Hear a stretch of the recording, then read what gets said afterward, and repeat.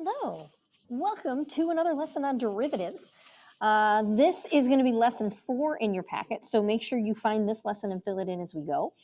We've been talking about up to this point what a derivative is, what graphs of derivatives look like, and then how to calculate some algebraic derivatives. And now we're going to apply those derivatives to some, purposes rather than just, hey, I can do this thing. This is really getting into the whys of, derivatives existing. So this lesson is about velocity and other rates of change because a derivative is really a slope, and a slope is a rate of change, and velocity is a rate of change, and it's one that we can really all kind of get behind and understand. So I'm going to read a little bit from this paper as we talk. It says, we've already seen the instantaneous rate of change is the same as the slope of the tangent line, and thus the derivative at that point. Unless we use the phrase average rate of change, we're going to assume that in calculus, the phrase rate of change implies instantaneous rate of change. So that's just a convention there. The length of a rectangle is given by 2t plus 1, and its height is given by radical t, where t is time in seconds, and the dimensions are in centimeters. Find the rate of change with the area with respect to time and indicate the units of measure. So before we really get into like velocity, we can get rates of change with any kind of t. So if I have a rectangle and its length is 2t plus 1 and its height is radical t, and I want to find the rate of change of area, I first need to find a function for area.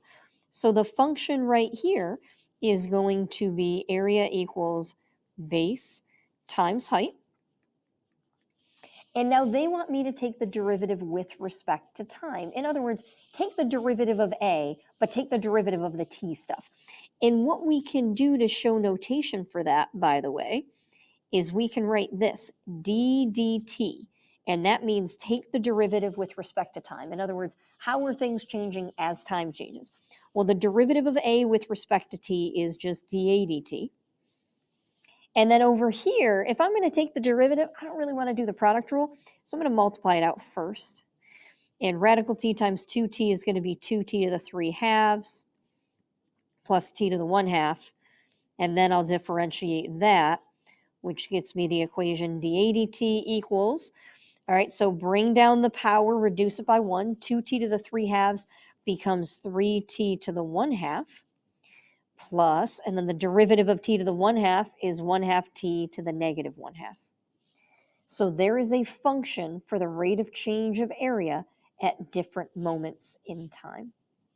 And then it says also indicate the units of measure. So if length is 2t plus 1 and height is radical t and t is in seconds and dimensions are in centimeters, the rate of change of area, well, the area is going to be in square centimeters and our time is changing by seconds. So this would be square centimeters per second. All right, that's a rate of change. That one's, though, a little bit weird to think about. So let's get back to something that we can really all grasp here, and that's rectilinear motion, motion along a line, okay, just driving straight back and forth, back and forth. Some vocabulary that you need to be aware of.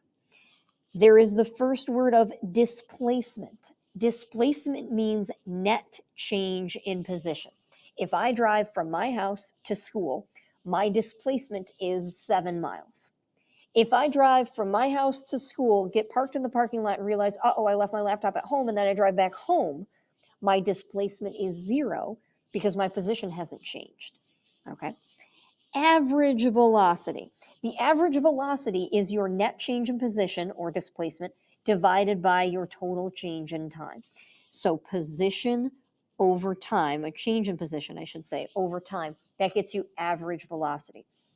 So if I drive from my house to school, which is 7 miles away, and it takes me, let's say, 30 minutes, my average speed would be 7 miles divided by 30 minutes, or 7/30 miles per minute. Or 7 miles divided by 0.5 hours, my average speed is 14 miles per hour. Okay. My instantaneous velocity, however, is your instantaneous speed. So as I'm coming around the bend to get to school, if I'm going 35 miles an hour, that's my instantaneous velocity. All right. And that's the derivative of the position function. Unless we use the term average velocity, we will assume that the term velocity refers to instantaneous velocity. A positive velocity indicates movement in a positive direction, which would be up or to the right. If I have negative velocity, it has to do with position in a left or down kind of way. All right, now the difference between velocity and speed. Speed is always non-negative. Speed is 0 and up. So speed is the absolute value of velocity. All right. And then last but not least, acceleration is the rate of change of velocity, which means acceleration comes from the derivative of velocity, because the acceleration due to gravity is negative 9.8 meters per second squared, because it's meters per second again. Okay. And so that's a derivative. That's a rate of change of velocity with respect to time, which means it's a slope of velocity, which means it's the derivative of velocity. Okie dokie. So let's do some stuff. Bugs Bunny has been captured by Yosemite Sam and forced to walk the plank. Instead of waiting for Yosemite Sam to finish cutting the board from underneath him, Bugs finally decides just to jump. Bugs' position, h, is given by this function, where h is where h is measured in feet and t is measured in seconds. Okay. When's Bugs going to hit the ground? Part of the purpose of this lesson is to help you understand when do you use derivatives, when do you not use derivatives, when do you use both the original and the derivative, when do you use the second derivative. So a lot of this we're just going to have to think through and talk through. So when will Bugs hit the ground? In other words, when will Bugs' height equal 0? Well, that's when the height function equals 0. So I'm going to say 0 equals negative 16t squared plus 16t plus 320. Another purpose of this lesson is teaching you how to use your calculator, because a lot of times when we're applying calculus to things, I am less concerned about the algebra and the arithmetic, and I'm more concerned about the purpose and the answer and the explanation.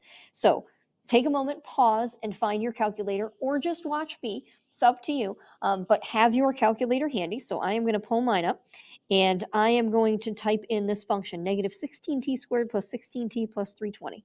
So when y equals, I'm going to type negative 16x squared plus 16x plus 320. All right. I want to know when that equals 0. So what I'm going to do is I'm going to use the calculator to solve this equation. I'm going to go to my window and say, all right, t is in terms of time. So really, I don't need to worry about negative time in this instance. How long is it going to take him to hit the ground? I mean, 10 seconds seems appropriate, but I'm going to go out to 15 just in case. My x scale is 1. My y min, y max, well, there was a plus 320 in the equation. So he's 320 feet in the air. So maybe if I make my y min negative 100 and my y max 500, I'll be able to see kind of when he jumps off the plank and then as he falls and hits and then, maybe drives through the ground because it's a cartoon. And this looks pretty good. Your y scale, you don't need to change. I'm going to make mine 10 just because. And graph it. There we go. I want to know when Bugs hits the ground. Well, he hits the ground right here where that thing hits the x-axis. So I am going to do second trace, which is calculate. And I want to know when this function equals 0. Now I need left bound and right bound. Now I could move the cursor around, but I can't even see the cursor right now. And that's always annoying to me. So you know what? I don't use the cursor. Left bound means you can also type in a value of x that's to the left of where you think the 0 is. Well, I think the 0 is at 1, 2, 3, 4, 5. So a number to the left of 5 would be 4. I literally just typed 4. Hit enter. What's a number to the right of 5? Well, 6. Hit enter. And what's my guess? I think it hits at 5. And look at that. I was exactly right. So x equals 5. So he hits the ground at t equals 5. Did you show enough work? Yes, you did. Most times, if I'm letting you use your calculator, I need to see the equation you're trying to solve, and then I need to see the answer. Anything in between, I don't need to see. I don't need you to write me a paragraph saying, I typed it into y equals, and then I looked at the graph, and I hit second count. No, I don't want that, okay? I just need to know, what are you trying to solve? What'd you get for an answer? Let's see. What is Bugs' velocity at impact. All right, so if I want Bug's velocity at impact, I want to know the value of the derivative at 5. So I'm going to take h prime of t, which I'm going to call v of t for velocity. All right, make sure you identify it. Don't just put a v out of nowhere. Tell me where it came from. So h prime of t, which is v of t, is going to be the derivative of negative 16t squared is negative 32t. The derivative of 16t is 16. And the derivative of 320 is 0. So I don't need any of that.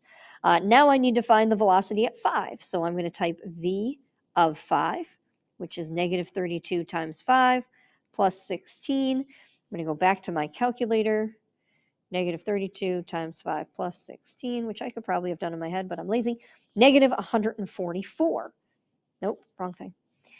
Negative 144. And our units would be feet per second. Now, this is a negative velocity, so make sure you understand that that makes perfect sense because Bugs is falling. He's going down. That's a negative direction, so he has a negative velocity. All right. What is Bug's speed at impact? Speed is just the absolute value of velocity, so 144 feet per second.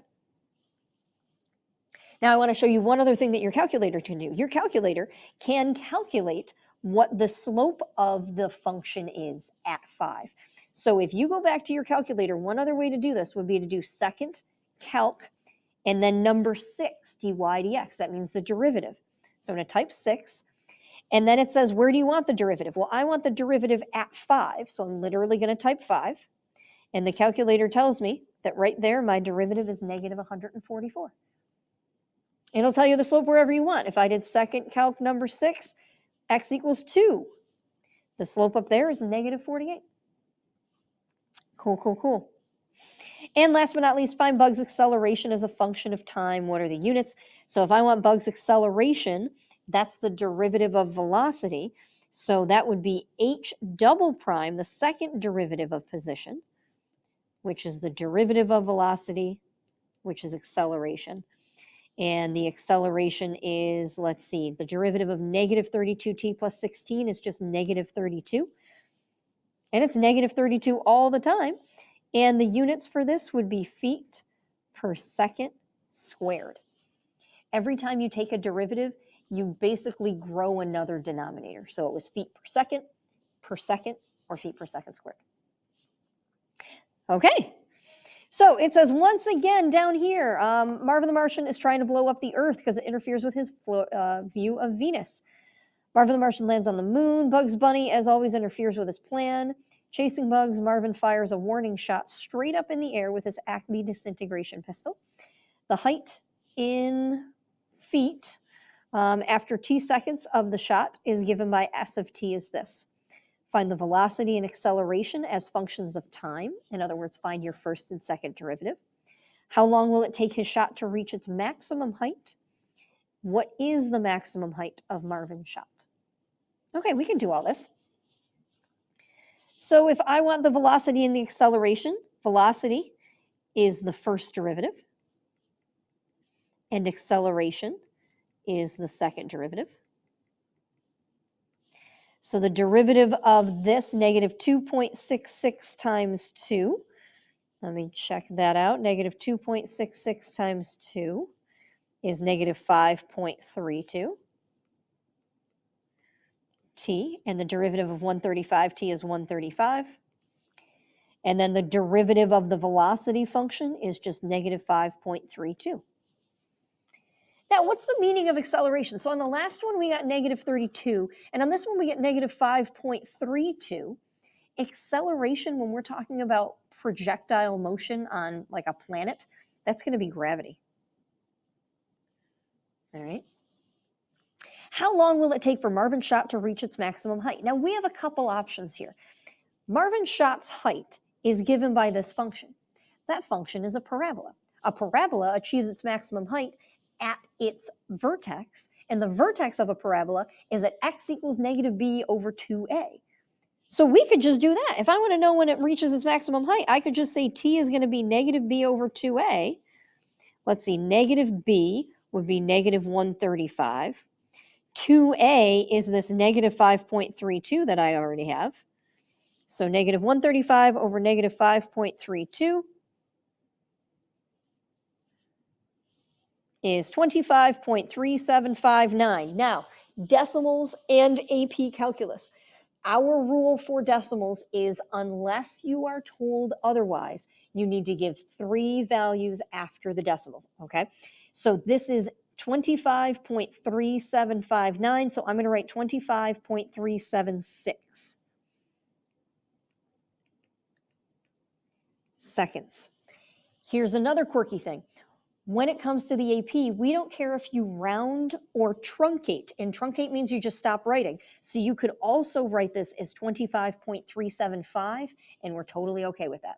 So 3 decimal places, either rounded or truncated, whenever you get a longer decimal than that. You are also welcome to write out more than 3 decimal places. That's always okay. But at a minimum, you need 3 decimal places.